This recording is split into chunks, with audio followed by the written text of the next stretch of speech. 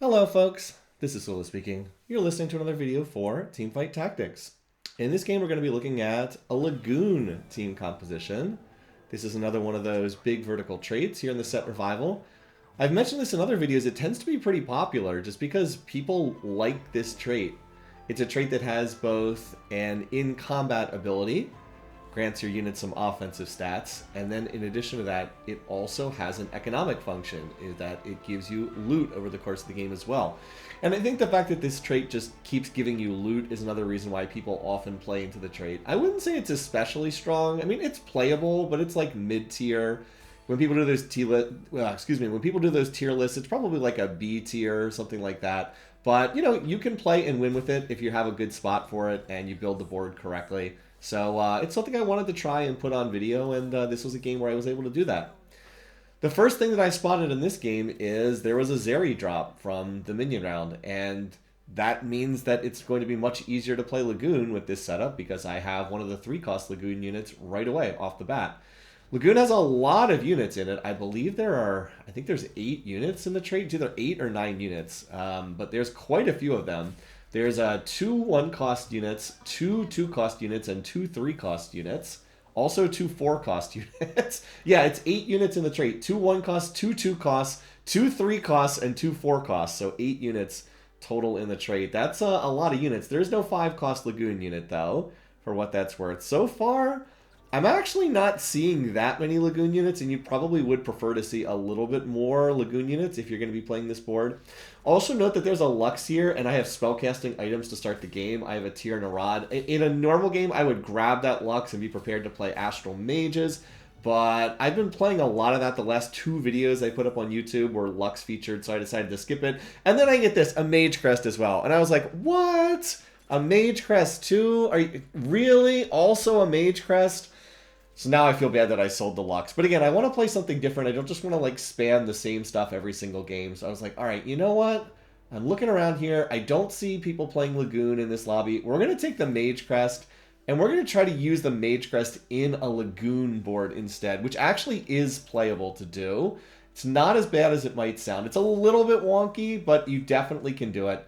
The best unit to put this on is Seraphine, so we're going to go ahead and try that. Of course, I do not have Seraphine here at the start of the game, so I will put this on the Zeri to start out, and we're going to go from there. By the way, again, more Astral units in my shop. I was like, what the heck? What is going on here? So this was a Swain encounter to start the lobby, so I am going to go ahead and try to make items that are good on Swain, or not good on Swain, items that are good on Soam. We all get the extra components to start out. I'm going to make items that are good on Soam, who is the dragon who has Lagoon trait.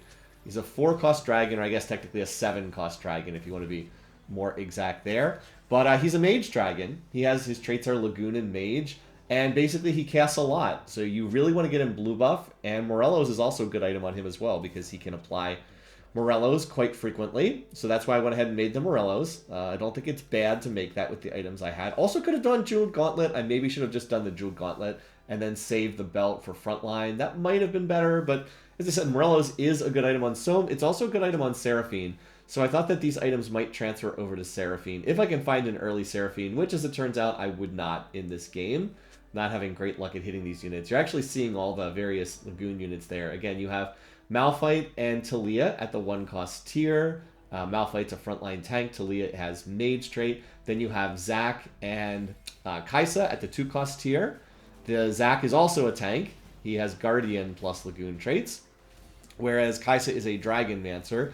There are some strategies over the years with when this set was out on the live client where people would reroll for Kaisa. I mean, you could, I guess, technically do it if you want to, but it's not especially strong here in the set Revival. So I would not suggest playing reroll Kaisa in this lobby. Then the 3-cost units are the Zeri I have on the board, who has Cannoneer trait, and then also Seraphine, who is a fabulous utility unit, and I've already featured her in a couple other videos I did, where I was playing the Seraphine plus Graves Deathball team, which we're not going to be doing here.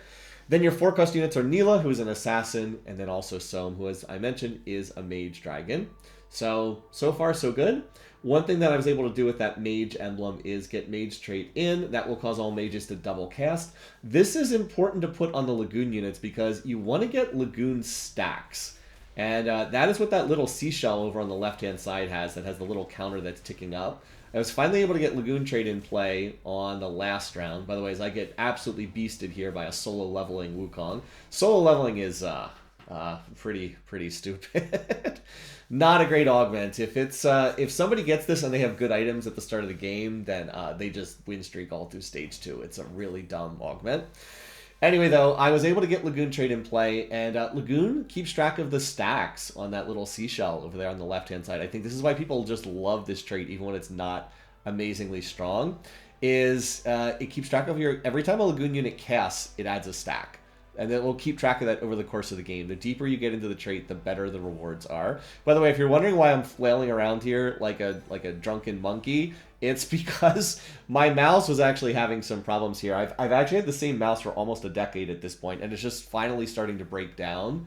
I was having a lot of problem right-clicking for whatever reason. Just sadly, the function is starting to fall apart. So I was actually... I didn't realize it was quite this bad. I tried to play this game, and I was having all this trouble right-clicking on my units, or anything that involved a right-click, which in TFT is moving. So I was very slow to move on that carousel, unfortunately.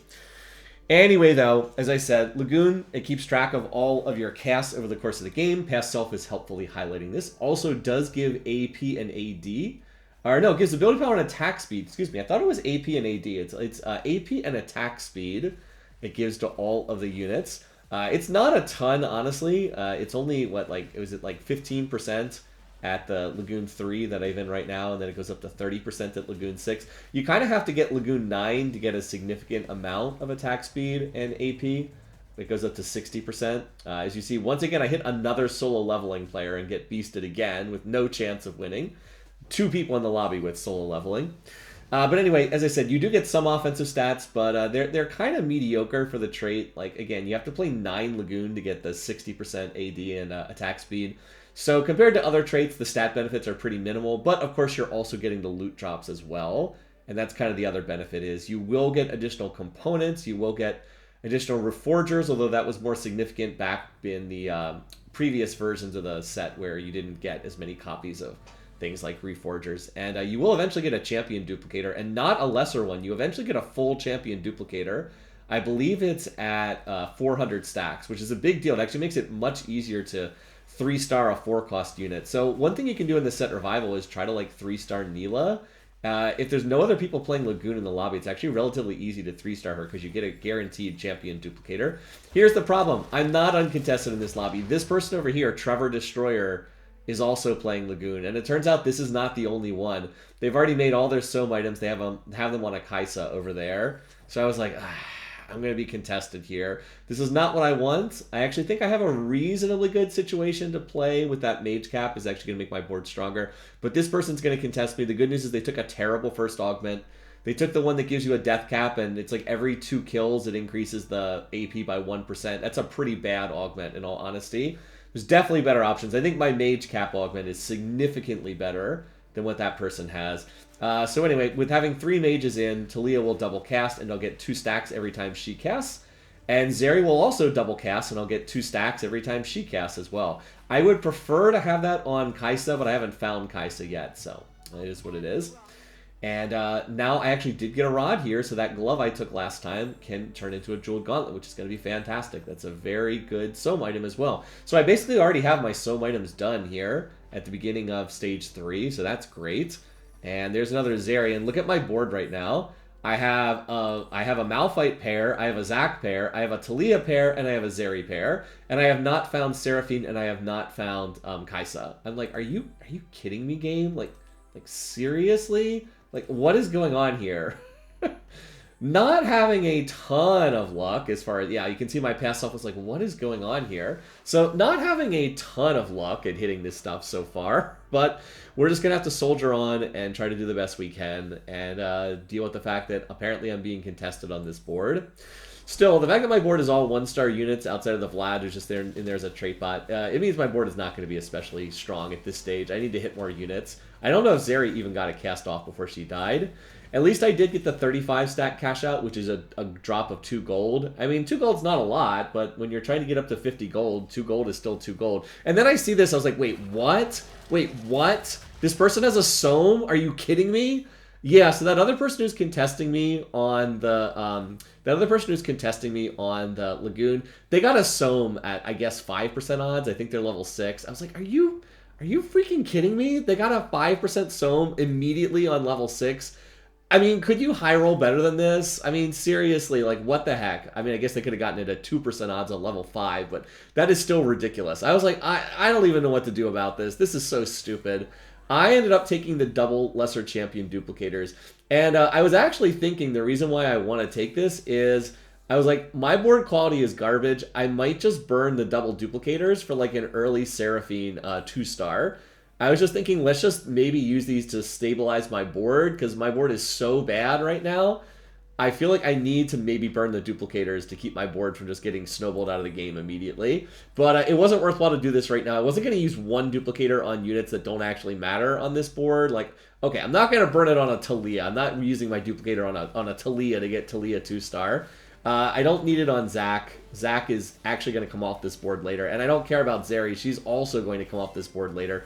So let's hold for right now. I mean, the game's not going great, but I do still have 78 health. I've been losing these rounds, but I haven't lost too much health. Like, it's not good, the situation I'm in, but it could be worse. It could be worse here. Still, 69 HP at the beginning of, going into stage 3-3. Not exactly what I'm looking for. So I was like, this game is just such a ridiculous result. I cannot seem to find these units. At least I do get a Silas here. That's kind of nice. I could also use the duplicators on Silas as well. It would be nice to try to hit Silas on this board. He actually turns into the main tank on this team. And I could actually take out the Vlad and play the Silas, which is actually better, even though I'm going from Vlad 2-star to Silas 1-star. It's still better. It maintains Mage trait, and it puts Bruiser trait in, so the Malphite's a little bit tankier. I really have nothing in the way of frontline, because I've been indexing on my carry items thus far. I don't really regret that either. I think it was probably the right decision to do that. I should be able to get tank items later on no matter what, whereas I kind of do need specific items on my carries. Oh, and by the way, this person, Shadow Ra, they found an early Neela. They're also playing Lagoon. I'm like, what the heck? I told you Lagoon was popular in this. I told you Lagoon is a popular trait. People just like the loot drops overall. So not only am I being contested by the person who has the early Soam, like, they got the Soam on 5% odds. This person is also playing, and they burn their augment on 11 rerolls. They build their servo augment on 11 rerolls, and apparently they hit a Neela. So one person has early Soam, one person has early Neela. At least I beat the Neela player. I don't think that they had itemized it. They had built all Soam items, so they didn't really have items for their Neela. And then I've actually lost enough rounds that I'm first pick on the carousel, and I get this. There's a Neela on carousel. I'm like, great, this is the unit I want. I was like, oh, right click. Oh, woo. It's not that I wasn't paying attention. It's that, it's not that I wasn't paying attention. It's that the right click on the mouse literally wasn't working. So what I did here, I was like, okay, this is not working. I unplugged the mouse here and then went and grabbed another mouse that I had sitting nearby. So, yeah, now I've plugged in my backup mouse, and I'm just going to use that one because I kind of need to be able to move my little legend while playing the game. This is nice, though. I got the Neela off carousel, and I will play the Neela. I was like, do I play over Silas? But no, I can't give up Mage trait. I don't want to give up Bruiser trait. So we'll take out the Zeri for the moment, and I will put Neela on the board. Again, she is one of the other 4-class Lagoon units. She is an assassin, so she will jump into the backlines. Even without assassin trait in, she will jump into the backlines. And I'm also going to reforge this bow because I don't really have uses for bows. And I get another glove. That's not bad at all. Neela wants items that build out of gloves. She really wants Infinity Edge, and she does not mind like a Hand of Justice. So I could do the Hodge right now, but with us being so close to the minion round, I think I decided to wait and see what I would get on the minion round. I also get another Lagoon cash out right here.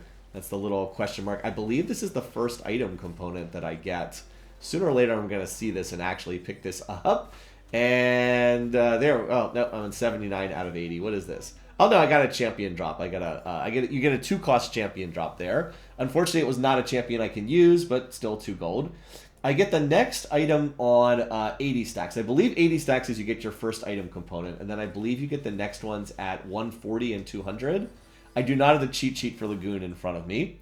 I do finally find a Kaisa in the store, so that's kind of nice. And at this point, if I want to, I could level and go to level 7, which I will do here. I'm on a modest win streak, but I will go ahead and do this because it puts 6 Lagoon in play. Again, 6 Lagoon, not amazing from a stats perspective. You go from, what is it, like, I think it's 15% AD, or AP and attack speed up to 30% AP and attack speed. But it does give me another unit casting, and like that's another thing about Lagoon. It is a trait that gives you more units on the board, mean you cast more often and you get more stacks.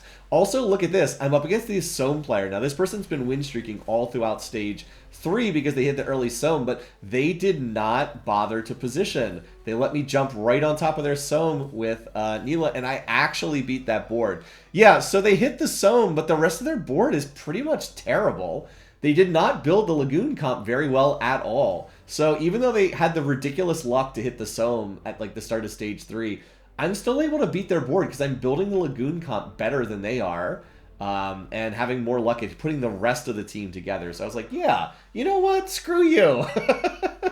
Screw you, buddy. You just got lucky. You did not deserve to win streak through stage 3. That person, if they didn't hit the Soam, they were pretty much drawing dead because I believe they rolled themselves all the way down to 10 gold at the beginning of stage 3, which does not make a lot of sense to do. But they just basically got lucky and then win streaked all throughout the rest of the stage. So now their win streak is over. That's going to cut into their econ. And hopefully I'll be able to find a Soam myself. I actually have Zeri come back again, but I don't really need Zeri. Here's a bit of good news. I get a sword here. That's great. That's going to allow me to make Infinity Edge for Neela, probably her most important item. And then I have this other glove. So I was like, yeah, Infinity Edge, Hand of Justice, those are very good items on Neela. And then we'll just need one more item there. I could always look to get something like... you could do Quicksilver Sash because it gives you more crit chance. I could do Titan's Resolve. I don't mind that either. I've got like this leftover Chain Vest. I wouldn't mind that. I could always do something like... I could even do something like Striker's Flail, which would not be terrible either. Or Bloodthirster if I want more healing. Just like general melee AD stuff. Sterix would not be bad either. That would be a little bit more of a defensive item. Neela doesn't need quite as much in the way of defensive items because she's an assassin and like she doesn't take aggression as much as like a frontline melee AD bruiser. So she doesn't need that quite as much. But, you know, it's like Sterix is still certainly playable on her. It's not terrible or anything. But yeah, I mean, she's doing a lot of work. Now that Talia is 2-starred, she's actually dealing decent damage. And like the Neela-Talia pair kind of carrying me at the moment. So I'm actually up to a 4-match win streak, believe it or not. Now the question is, what do I do economically? Do I roll down on 4-2 or do I try to wait a little bit longer to roll? And the fact that this is a contested lobby means I actually need to roll now. I need to roll here on 4-2. As far as my augment picks goes, it's not Bronze for Life. I'm playing a vertical trait. Tons of stats is okay, but what I actually am lacking is Frontline. So I'm going to go ahead and take the Exiles because I'm lacking in Frontline here, and this will give me more shields. Also, by the way, get another Seraphine. So again, I was planning on using the duplicators. And by the way, I get an early Yasuo here. I was like, okay, I mean, I guess I'll play the Yasuo. And then I get another Seraphine. It's like, okay, this is great, but can I find a Soam? Soam's the unit I actually need here. I'll go ahead and put the Dragonmancer Doohickey on the Yasuo. So I'm rolling down and... Okay, well, you know what? I find the early Bard. That's not Soam. I wanted Soam here. And I actually run all the way down to 0 gold. I don't find the Soam, but early Bard is great. I did find another Neela. And I found a big rash of Seraphines here. I'm actually on 5 Seraphines, and I have double duplicators.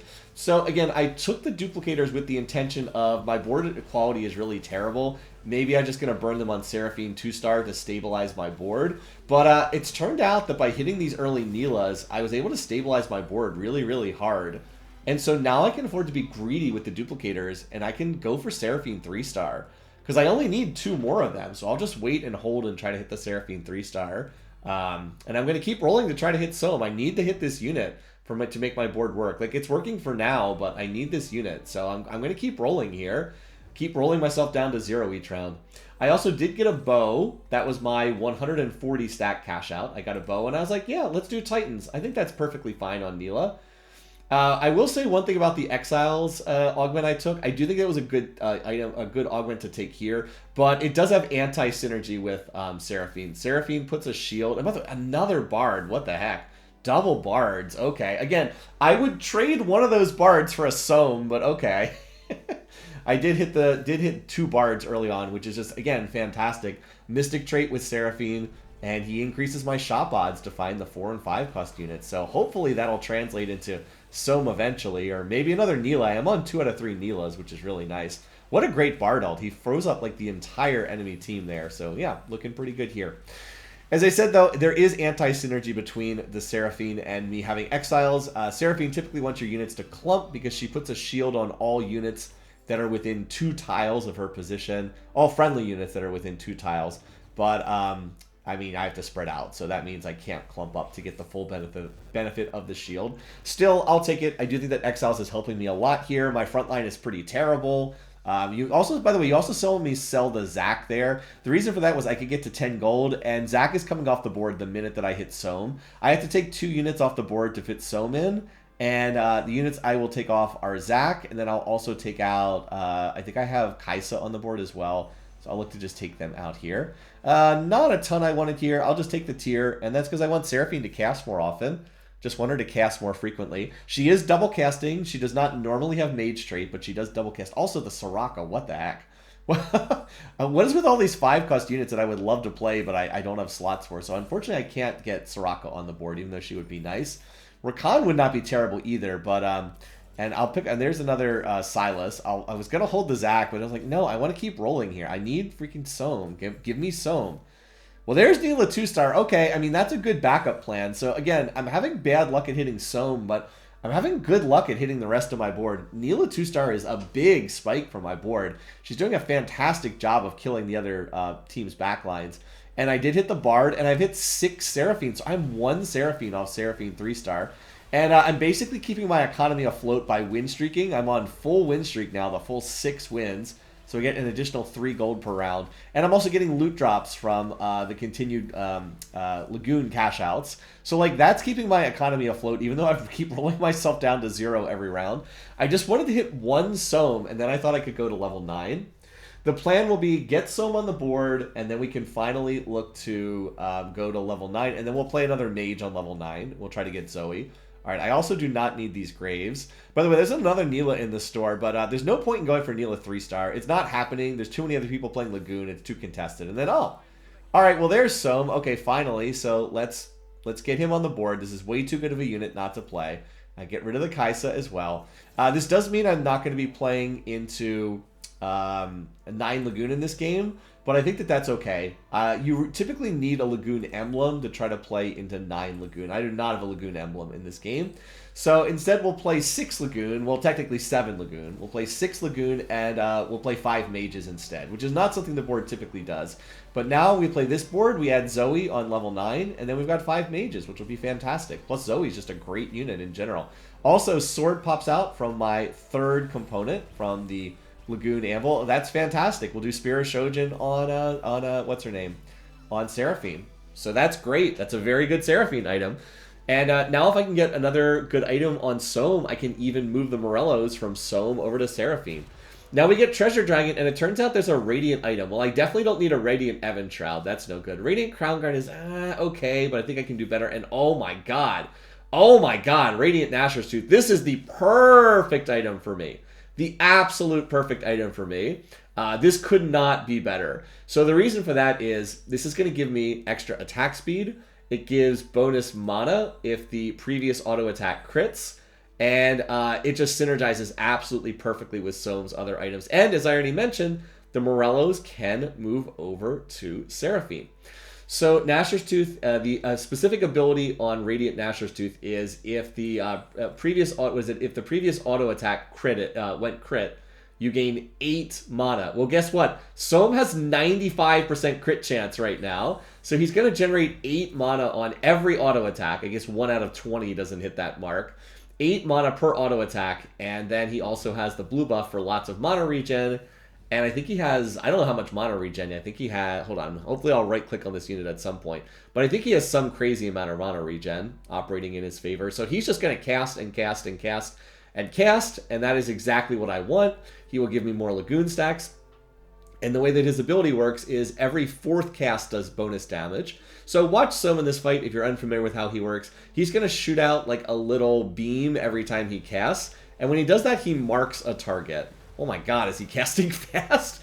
On every 4th cast, he detonates those 3 previous marks and does bonus magic damage to anyone standing around them. So it's his 4th cast that deals a lot of damage. So you just want him to cast as much as possible. Now, I don't know if he can deal with this Shioyu that has the Radiant Titans. I was pretty sure I was going to lose this, but oh, never mind. Neela just kills the unit like that. Neela does 12,000 damage. And we're going to win this round too, which I really did not think I was going to win. I was not positioning for that board. Sohm should have been on the other side of the board if I was positioning for that. Now I get a full item out of my Lagoon drop, and it turns out I get a Titans, which I don't really need. There's not really any unit here that can use that. I'll reforge it. I have a bunch of bonus reforgers. It turns into Spirit Visage, which again is okay.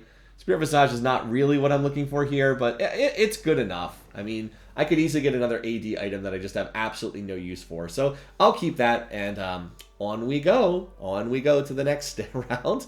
I'm now on a really nice win streak. 9-match winning streak here. Oh, by the way, this person is playing the Seraphine Graves Death Ball. For some reason, they only have 1-star Seraphine, so I'm not quite sure what's going on there. They do have 3-star Rakan. Apparently, they're hitting Rakan. So even though this person is not playing Vertical Lagoon, they are contesting Seraphines with me, which is another reason maybe why I haven't quite hit that last Seraphine yet. They also put a Radiant Blue buff on Zeri, and I do not understand that. Zeri is not that important of a unit on this board. Zeri's actually kind of a trait bot on that board. It's Graves who's the unit you need to itemize, Graves and Seraphine. So I don't quite get what they're doing there. Their board did not seem that strong. And I get another item component here. I have a Giant's Belt. Now, I could do another Spirit Visage. I don't really want to do another Spirit Visage. Oh, you know what I should have done? I didn't even think about this during the game. I should have made the Spirit Visage and then just reforged it. I never use these reforgers as much as I should. So that would have been the play there. I didn't even think about that until I was casting this video. But I could have made the Spirit Visage and then reforged it and maybe gotten something more useful. One thing I'm trying to do is I'm trying to check positioning each round. I'm trying to make sure that Neela is jumping onto some kind of key target. I actually would have preferred to have her on the other side, but at least we're going to take out that Zyra right away. The way Neela's ability works is when her mana bar fills up, which is very low, she only has a 25 mana cost, she dashes through the nearest target, and if she hits a shield, then she gains a shield.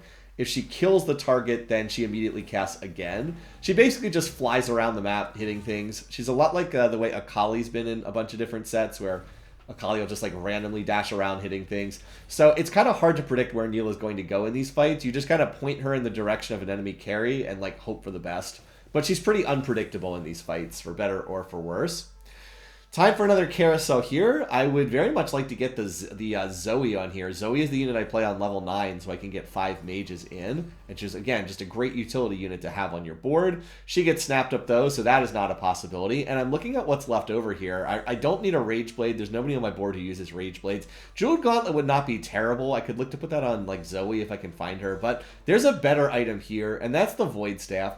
Void Staff will provide a magic resist shred for the enemy team. Again, most of my damage is magic. I mean, I guess Neela does a decent amount of physical damage, but I really do need an MR shred for my board because I do not have that in my comp right now. I do have a healing debuff. I have the Morellos on Seraphine that applies a healing debuff, and I have all kinds of damage on Sohm and Neela, but I don't have a way to shred enemy magic resistance, and so I'll take that and put it on Bard. He's pretty good at applying it. Void Staff applies a magic resistance shred to anything that gets hit by auto attacks of the unit or ability damage. And of course, Bard hits a big chunk of the board when he gets his ult off. Granted, he will probably only ult one time in the fight, but he's still going to hit a pretty good chunk of the board. So he's not bad at applying this. He's a reasonably good choice. And like, let's see where he tosses his ult this time. He's going to hit, okay, he's going to hit everything except the Xayah. That's pretty good. So he'll reduce their magic resistance. That's good at cutting through the Shyvana. Unfortunately, Neela did not do a very good job of killing Xayah in this fight, but it turns out to be okay. And we're going to get this person out of the lobby, plus we find a Zoe in the shop. So that's fantastic. A really, really good round, and my win streak rolls on, now out to 12 rounds in a row.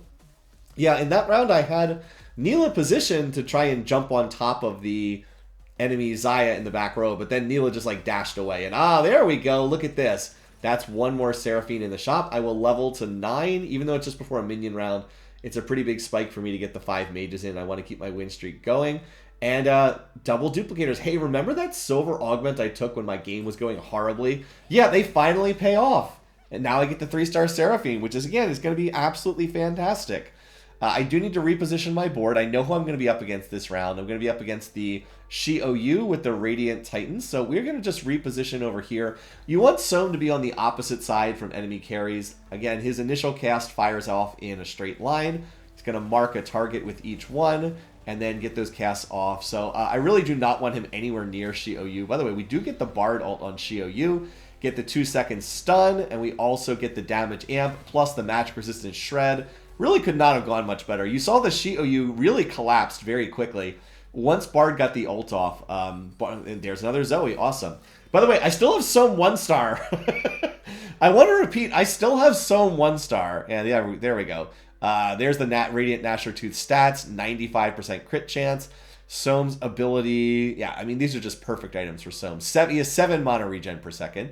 Deals 555 magic damage to enemies along the way. And then when the explosion goes off, deals 900 damage. Both of those will go up by a lot if I can hit Soam 2-star. I believe the damage goes up by about 50% if I hit Soam 2-star. So that'll be up to like, what is it, like 700-ish damage on the initial cast and then like 1,300 damage on the fourth cast. I will grab the extra Neela now just because I have enough econ to afford it. Anyway, there is Soam 2-star. Awesome. And now I just need to try to hit another Bard and another Zoe. So we'll roll for that and see if we can hit. And then we're basically done. If you're wondering why I was checking the other teams, I was just trying to see if anyone was close to 3-starring a 4-cost unit. That's what I needed to watch out for. Nope, apparently no one's close to 3-starring anything. And now I get the chance to pull another item. What do I want? Well, I want Bard to cast more often, so let's take the Adaptive Helm. None of the other stuff here is that great. I mean, Steadfast Heart would be okay, but I don't really care about the Silas that much. I'd rather have Bard just cast faster. All right, now I'm up against the Namzi player, Evoker Namzi here, and they did not manage to 3-star Namzi, so that's just not good enough in the late game. Neela's going to kill that with Extreme Prejudice, and I mean, we just absolutely bowl over that board. I think they had 6 Whisperers, plus the Evoker Namzi, but like there's not enough damage on that board. Pantheon's a tank. He's like tank / DPS. Pantheon alone does not deal enough damage to carry these fights, so yeah, they just didn't have enough.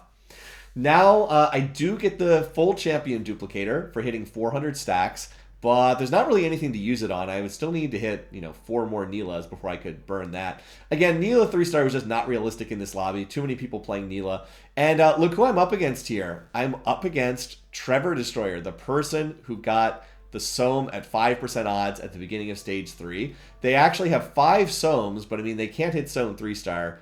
Not with me already having a 2-star Soam of my own. They also did not even bother to position. Like, my Neela jumps right on their Soam. Their Neela jumps into absolutely nothing. So we're going to take out their Soam very, very quickly. Bard gets off a great ult. Zoe gets off a tornado. And their Neela is jumping around forever in this fight. Their Neela keeps getting more shields because she keeps hitting my units, which have shields. But eventually we're going to CC the Neela, and boom. That person's out of the lobby. My Ghost beat the other player, and that's it. GG. I think I won 14 rounds in a row to close out this game. Wow, I was not expecting that. I mean, the game was kind of going poorly. I was contested. I wasn't really hitting, but it all came together, and wow, did I run over this lobby. I'll go ahead and put in once again, the stats are still not working. I'll put in something from a third-party website, but like, Jesus, I did over 200 damage to other players in this lobby. That is pretty rare to have that happen. You really have to be having a good game for that, but it all came together beautifully. Even though I had bad luck of hitting Soam, I really hit everything else on the board, and my Soam items were amazing. So yeah, Lagoon, Kaboom. Anyway, once again, thanks for watching. Thanks for listening. I hope you enjoyed this. Until next time, have a great week, folks, and I'll see you again soon.